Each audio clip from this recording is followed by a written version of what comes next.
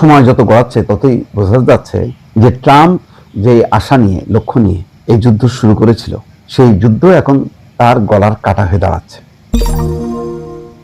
The Telegraph একটা ঠিক সেই প্রতিবেদনই প্রকাশ করেছে, বলছে দৈনিক $100 কোটি ইরান যুদ্ধ এখন ট্রাম্পের গলার কাটা।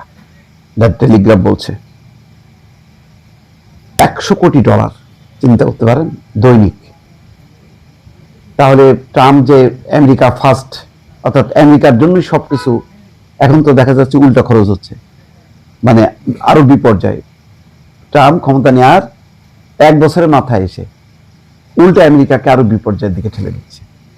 এটা তার আগের যে ঘোষিত নীতি, সেই নীতির সাথে একেবারেই কোনো সামঞ্জস্য নেই।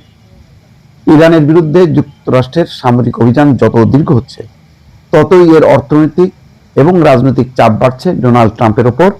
প্রতিদিন বিপুল সামরিক ব্যয়, জ্বালানি দামের ঊর্ধ্বগতি এবং জনমতের বিরূপ প্রতিক্রিয়া সব মিলিয়ে যুদ্ধটি এখন ট্রাম্প প্রশাসনের জন্য নতুন মাথা ব্যথা হয়ে দাঁড়িয়েছে। বিশেষ করে মধ্যবর্তী নির্বাচন সামনে থাকায় এই যুদ্ধ ট্রাম্পের রাজনৈতিক ভবিষ্যতের জন্য বড় ঝুঁকি তৈরি করছে। কারণ এই যুদ্ধের যে বিশ্লেষণ, ফলাফল, সেই ফলাফল তো পক্ষে যাচ্ছে না, বরং এই যে $100 কোটি খরচ হচ্ছে, জ্বালানি তেলের দাম বাড়ছে, আমেরিকা চাপের মধ্যে পড়ছে, সারা বিশ্ব চাপের মধ্যে পড়ছে। এই পরিস্থিতিটা অনাকাঙ্ক্ষিত। সংবাদ মাধ্যম দ্য টেলিগ্রাফ বলছে ভার্জিনিয়ার অর্লিংটনের উপকণ্ঠে লিবার্টি গ্যাস স্টেশনে গত 1 সপ্তাহ ধরে জ্বালানির দাম বেড়েই চলেছে। স্টেশনের কাউন্টারের পেছনে বসা পাম্প কর্মী 56 বছর বয়সী ইয়াম সিতৈলা বলেন, আজ 10 সেন্ট বেড়েছে, গতকালও 10 সেন্ট বেড়েছিল, মানে প্রতিদিন তাহলে বাড়ছে। হোয়াইট হাউস থেকে কয়েক মাইল পশ্চিমে অবস্থিত এই স্টেশনে মার্কিন ক্ষেপণাস্ত্র ইরানে হামলা শুরু করার পর থেকে প্রায় প্রতিদিনই সিতৈলার বস ফোন করে বাইরে থাকা বড় সাইনবোর্ডে জ্বালানির দাম হালনাগাদ করতে বলছেন। সিতৈলা বলেন, অনেক গ্রাহক জিজ্ঞাসা করেন কেন দাম বাড়ছে। আমার বস মনে করেন আগামী 1 সপ্তাহে আরো $1.50, মানে প্রায় $1.50 পর্যন্ত বাড়তে পারে।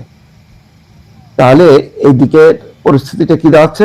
মধ্যপ্রাচ্যে উপসাগরীয় যুদ্ধের পর সবচেয়ে বড় সামরিক মোতায়েনের পর যুক্তরাষ্ট্র প্রতিদিন বিপুল অর্থ ব্যয় করছে বলে ধারণা করা হচ্ছে।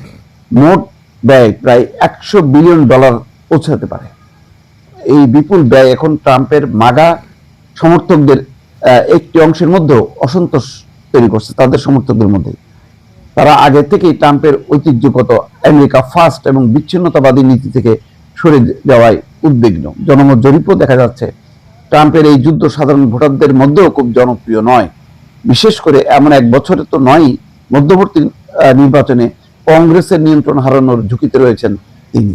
সব মিলায় গলার কাটা হয়ে গেছে। এখন এই কাটা থেকে বেরোনোর জন্যই সম্ভবত ওই ট্রাম্প আজকে বলছে, আর একটা প্রতিবেদনে দেখা যাচ্ছে যে যুদ্ধ কখন শেষ হবে নেতানিয়াহুর সঙ্গে আলোচনা করে সেটা ঠিক করা হবে।